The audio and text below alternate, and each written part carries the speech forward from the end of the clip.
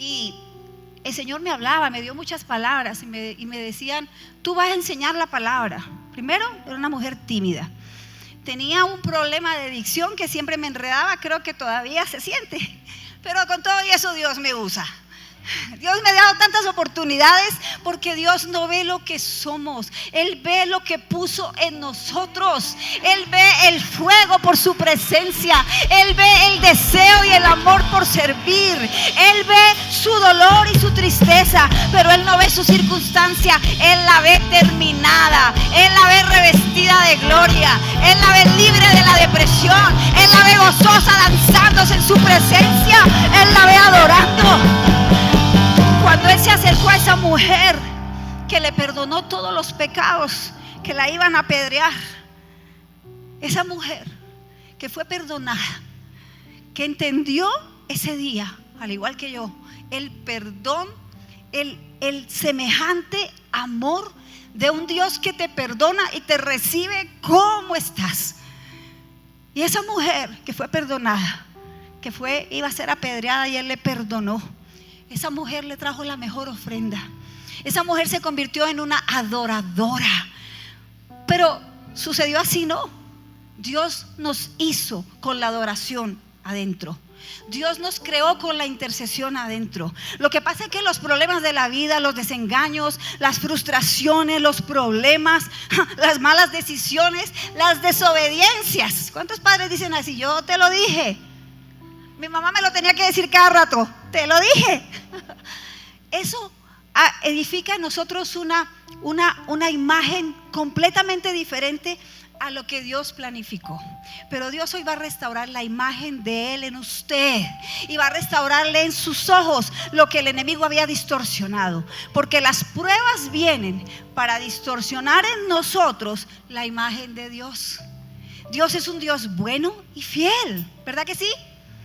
Pero cuando estamos pasando las pruebas, y si las pruebas duran y si son largas y dolorosas, los procesos dolorosos, entonces llegamos a pensar que Dios se olvidó de nosotros. Llegamos a pensar, la incredulidad, la duda, el razonamiento nos hace dudar que Dios es capaz. Pastora, Dios sana de los huesos, porque yo he visto testimonio de artritis, pero cáncer en el útero, pastora, no. Dudamos del poder de Dios y a veces creemos por el diagnóstico del hermanito, por la bendición del hermanito, por el rompimiento de mi vecino, y cuando se trata de mí no lo puedo creer. ¿Le ha pasado? A mí me cuesta a veces creer por lo mío, pero porque, como le dije al comienzo, usted tiene su prueba, yo tengo la mía. Entonces, esa fe, no, la fe, como dice Santiago, los demonios creen y tiemblan, pero eso no es fe, porque la fe de Dios, la fe que viene de Dios, transforma el corazón, trae cambios y nos acerca a Él. Amén. Por eso Dios lidia con el corazón y la fe de Dios del remanente. Ustedes somos el remanente, ¿verdad?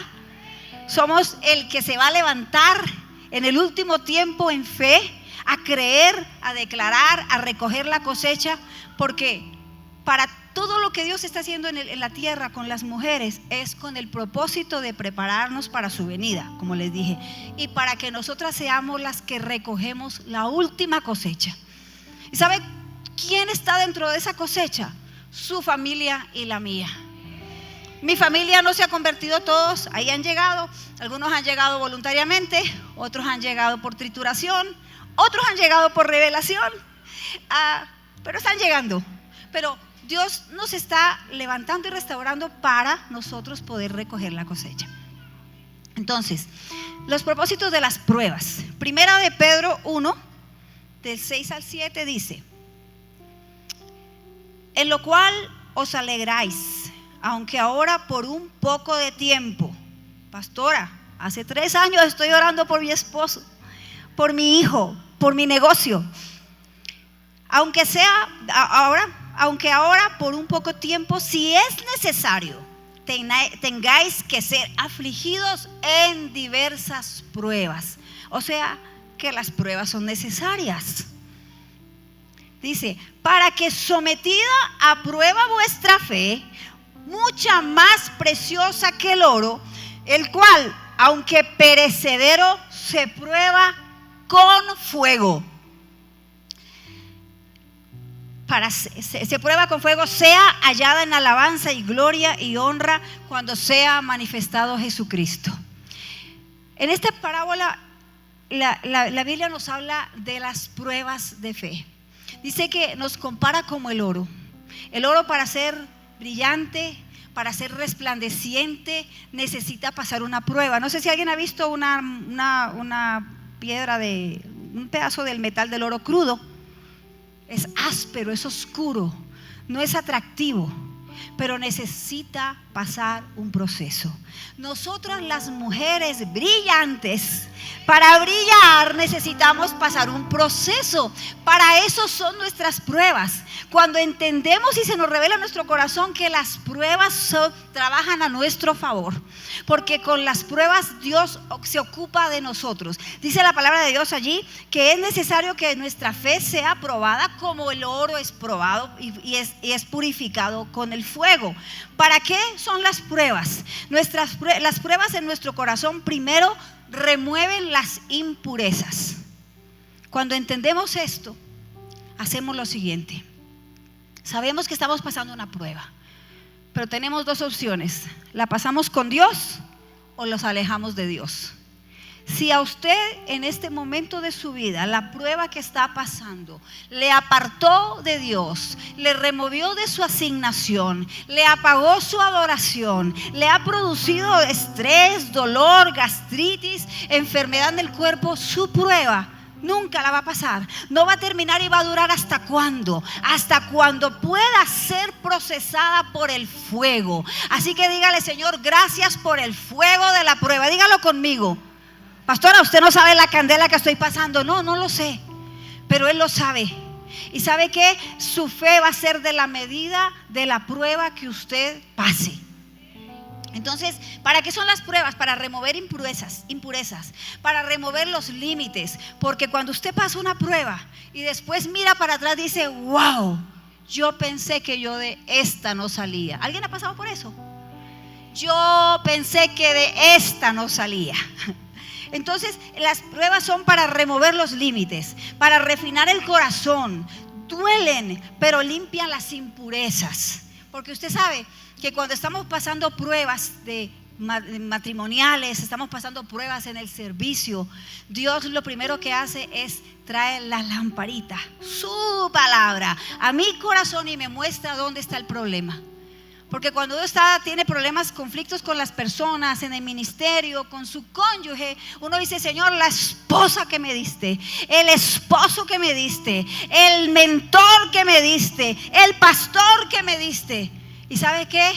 Cuando Dios quiere tratar con esa relación, lo primero que hace es te lleva al cuarto secreto y empieza conmigo.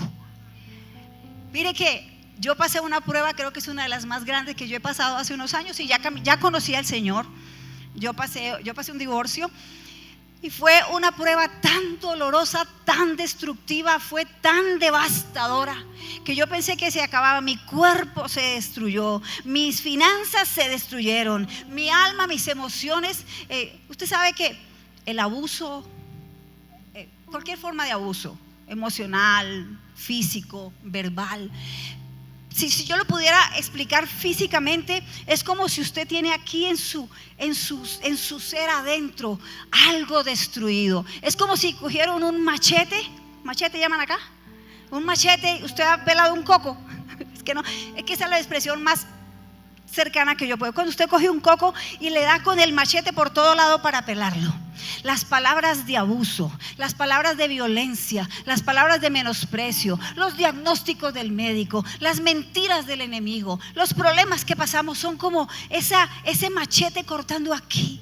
Y llega un momento que acumulamos tanto dolor, acumulamos tanta tristeza, acumulamos tanta frustración, acumulamos tanta decepción, que aquí adentro se siente un vacío continuo. Es algo como que usted no puede comer, no puede dormir, no puede tener paz, no tiene descanso, es más, no tiene ni apetito. Y cuando yo pasé esa prueba, esa era mi sensación. Yo me acordaba de las palabras, me acordaba de las ofensas, me acordaba de las situaciones. Y yo decía, Señor, ¿por qué? ¿Por qué yo tengo que pasar esto? Mi vida no tiene sentido. Y era una congoja. Es algo como que se acumula en sus huesos. Es algo como que le produce una sensación de morir. El salmista lo llama así: es caminar en el valle de sombra de muerte. Aquí hay personas que han estado caminando en ese valle porque sus finanzas no han terminado de florecer, porque no ha recibido todavía un reporte de su familia, porque todavía no ha podido continuar su negocio, porque tal vez usted edificó un negocio confiando en una palabra que Dios le dio y el enemigo se lo quitó, porque tal vez se destruyó su casa, su familia, porque tal vez está padeciendo una situación en su cuerpo y es una sensación de desolación. Es una sensación de estoy sola, completamente sola. Y yo empecé a procesar ese dolor y lo primero que hice fue dejar mi adoración, porque me sentía tan sumida en el dolor, en la muerte. Era como un ser muerto en vida. Y entonces me costaba adorar, me costaba orar. Yo no sé si usted cuando tiene la prueba se levanta en la mañana a adorar con la pandereta. No, yo no puedo. Y cuesta adorar, cuesta pararte delante de la presencia de tu Padre. Pero cuando el enemigo toma esa ventaja, nos aparta de su presencia, porque él sabe que en su presencia él no tiene lugar. Porque él sabe que en su presencia lo que fue, él trajo para destrucción, va a ser para restauración. Porque él sabe que lo que trajo para muerte, Dios lo va a usar para vida. Por eso nos calla, por eso nos pone un bozal en la boca, por eso nos quita la adoración y nos quita la intercesión. Por eso apaga nuestros ojos y nos sentimos solas y no podemos verlo a él. Aquí hay mujeres experimentando soledad profunda, abandono, y aún hay aquí mujeres que han tenido éxito en su negocio, su compañía, su carrera, pero tienen una soledad profunda en su ser, un dolor, un luto profundo, una pérdida por algo que no han dejado ir. Y yo empecé a ir a la presencia de Dios porque yo dije, Señor, o me muero o me restauras. Cuando ya no tuve más opción. ¿Y sabe qué? En el mundo, una mujer que pasa esta situación, por eso yo entiendo a las mujeres que no que está correcto, que caen en las drogas, en la fornicación, en la brujería, en las adicciones, porque es tan profundo ese dolor, tan arraigado en el corazón y el alma, que uno necesita escaparse, irse. Pero nuestro escape es Él. Nuestro escape es el Dios que hizo los cielos y la tierra, el Dios que nos creó como a su imagen y semejanza. Y empecé a buscarle, y yo pensaba que Él me iba a traer el rompimiento cuando ya yo me arrepintiera. Me arrepentí, le pedí perdón y le dije, Señor, lo que tenga que hacer, y tú y yo vamos a caminar juntos y tú me vas a restaurar. Y yo voy a creer por esas palabras proféticas que tú me diste. Pero Señor, duele, no me quiero levantar. Tengo una hija, yo no quiero llevarla al traste conmigo, no la quiero hundir conmigo. Yo quiero salir de este lugar, de esta prisión, de esta soledad, de esta tristeza, de esta frustración. Y empezó a caminar con Dios más. Empecé a encerrarme por días en mi cuarto de oración. Días solo llamando, solo clamando, solo dejándole saber de mi dolor. Y Él empezó por aquí. Me acuerdo que una mañana estaba leyendo la palabra y le dije, Señor, ahora quiero que me hables por la palabra. Tú a mí. Quiero ver que tú y yo tenemos una relación, y yo no solo hablo, tú me hablas y yo te oigo. Aquí estoy, heme aquí tu sierva.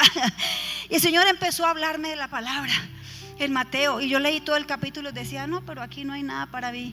La última línea del capítulo dice, y aprended de mí, que soy manso y humilde de corazón, y tendréis paz en tu alma. Y yo, oh my God, Señor, gracias.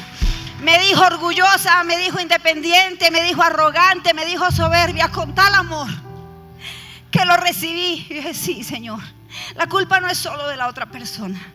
Hay en mi arrogancia. Y Él empezó a depurar mi corazón en medio de esa prueba. Me empezó a hablar por la palabra, porque una de las formas como usted vence la prueba es con su presencia y con su palabra. Cuando usted se tira al piso, le dice: Señor, háblame, dime qué va a pasar con mi hijo, dame la salida, dame la dirección. Porque dice la palabra de Dios que los que caminan, que los que son guiados por el Espíritu de Dios son los hijos de Dios. Y Dios empezó a llevarme a reconocer que yo también había tenido responsabilidad. Los obstáculos. Recibimos persecución. ¿Qué ha desmantelado su fe? La persecución. Tal vez el enemigo ha venido con ataques tan profundos, tan contundentes. La ha perseguido, como le decía hace un momento, sus finanzas, le quiere destruir su familia. Y usted dice: yo de esta no me puedo levantar. La Biblia nos muestra en Daniel 3, no lo vamos a poner, que Sadrach, Mesach y Abed-Nego fueron tirados, arrojados a un lago de fuego, a un horno de fuego. Dice la palabra de Dios que en medio de ese pozo alababan a Jehová. ¿Verdad que sí? Alababan a Jehová, y Dios estuvo con ellos en medio de esa prueba, porque mientras que en la prueba usted se calla, el enemigo toma ventaja. Cuando usted alaba y ora y adora en la prueba, el enemigo se silencia, porque dice su palabra que de la boca de los que maman perfeccionó la alabanza para silenciar la boca del enemigo. Tiene tormentos en su mente, tiene depresión, tiene dolores, tiene pensamientos contradictorios, amenazas del enemigo. Alábelo, levante sus manos y alábelo, levante sus manos y adórelo, porque cuando usted le adora, el enemigo tiene que cerrar su boca. Y adórelo en la prueba. La palabra, la adoración, la alabanza. ¿Quiere terminar esa prueba? La alabanza, la adoración, la palabra. Entonces Dios empezó a lidiar con mi corazón. Después de que lidió con mi corazón y pude reconocer que yo tenía el 50% de la responsabilidad, porque cuando estamos en la prueba no miramos nuestro corazón, ¿verdad? Sino miramos la circunstancia. Pero Dios tenía un plan más grande en medio de esa prueba que yo pasé. No lo procuró Él, Él lo permitió porque Él tenía un plan mayor. Porque en esa prueba fue sacando de mi corazón todo lo que le estorbaba para que yo pudiera cumplir mi propósito. Y yo que creí que con ese divorcio Dios había terminado conmigo, Dios empezó en medio de la prueba a trabajar en mi llamado. Entonces empecé a orar, empecé a adorar, pero todavía había dolor en mi soledad. Y empecé a clamarle: Señor, yo quiero volver a adorarte con fuego, con adoración pura de mi corazón. Yo quiero levantarme de este luto. Yo no quiero abrir mis ojos en la mañana y decir: no quiero ir, no quiero nada, no quiero orar. No. Le dije: Señor, yo quiero, pero tienes que hacer algo. Y empecé a adorar en mi cuarto y me metí casi 3 días. Y alábelo, adórelo, Señor, pero no podía, no salía de mí aquel fuego. Y de repente empecé a experimentar en el cuarto. Empecé a oír la palabra y decía, leí Hechos cuando dice que los apóstoles habían sido embriagados, ¿verdad? Como si fueran ebrios de mosto, ¿verdad? Y empecé a buscar en la palabra todas esas palabras de restauración y entendí que si no era con la intervención del Espíritu Santo, nada iba a pasar en mi vida. Y en medio de lo que estaba una noche, no sé si era medianoche, estaba yo adorando, empecé a sentir un olor a vino. Y tuve una visión de una viña. Y de repente el olor a vino en mi cuarto empezó a hacerse más intenso. Empecé a danzar, le subí a la música y de repente me empecé a ir contra las paredes. El Señor, el Espíritu de Dios entró a mi cuarto de oración, me liberó, me limpió, me quitó el luto, me quitó la congoja, me quitó la depresión, me embriagó, me devolvió el gozo, me devolvió la alabanza, me devolvió las palabras proféticas, me devolvió la visión, me devolvió la fe. Me ha cumplido lo que ha dicho, ha sido fiel, ha sido bueno, pero tomó que creyera, tomó que me parara en fe, a pesar de la prueba, a pesar de que pensé que me había destruido. Dije, bueno, ya no tengo nada que perder, ya no tengo nada que perder, le voy a creer a Dios. Y empecé a apropiarme de la palabra, y con la ayuda del Espíritu Santo me levantó. Y aquí estoy, un testimonio vivo de que Dios cumple lo que promete, un testimonio vivo de que Dios nos levanta del lodo, que de las cenizas hace resplandor, un testimonio vivo de que Dios cumple sus promesas. Gracias, Señor. ¿Cómo salimos de esa prueba, pastora? ¿Cómo volvemos a creer en Dios?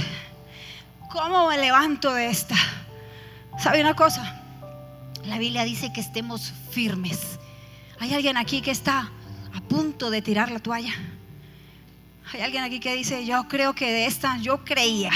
que de esta no me levantaba? Pues yo he venido aquí para decirle de parte de Dios, hay una salida, hay una salida. Cristo tiene la salida, Él tiene la respuesta, Él tiene el consuelo, Él tiene la defensa que usted necesita. Solo quiere que nos acerquemos a Él. Su palabra dice creo que vayamos a Santiago, y con esto vamos a ministrar.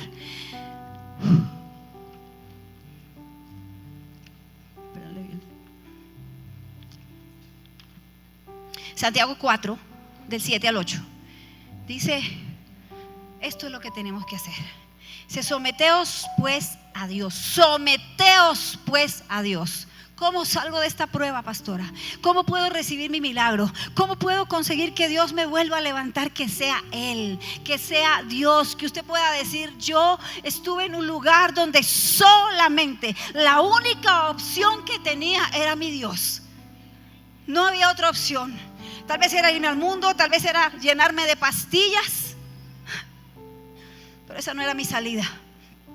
Someteos pues a Dios, resistid al diablo y huirá de vosotros.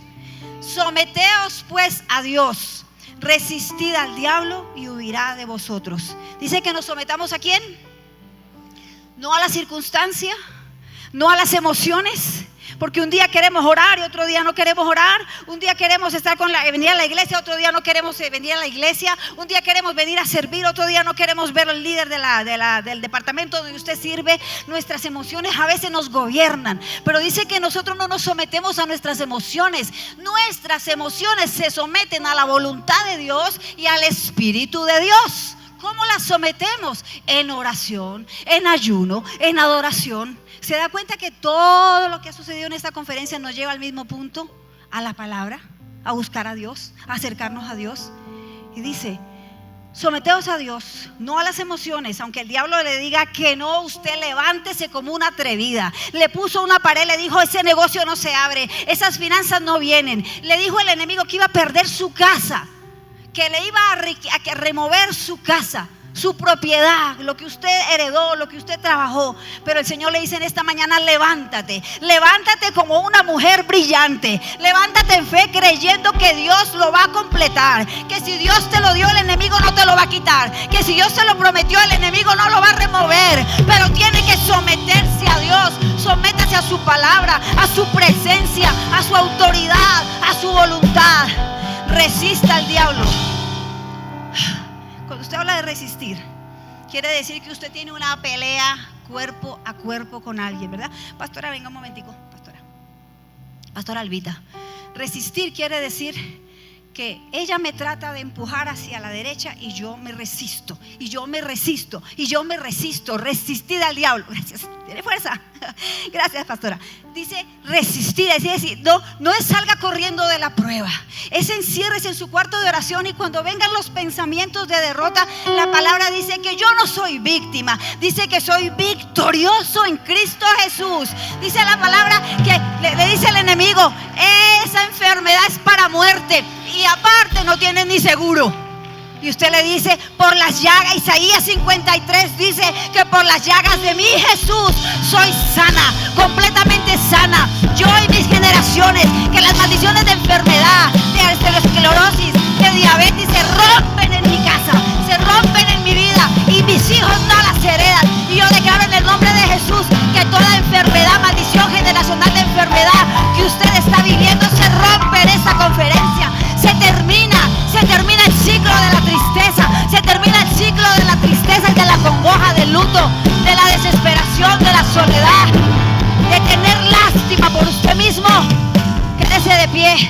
Resistid al diablo. ¿Cómo? Dice que saquemos el escudo de la fe. Dice que saquemos la palabra, que es un arma, una espada de doble filo. Cuando el enemigo le venga por un camino, él tendrá que huir por 7 caminos. Porque cuando él viene y encuentra a una mujer llena de la palabra, orando en el silencio, en la soledad, buscando a su Dios, tiene que huir.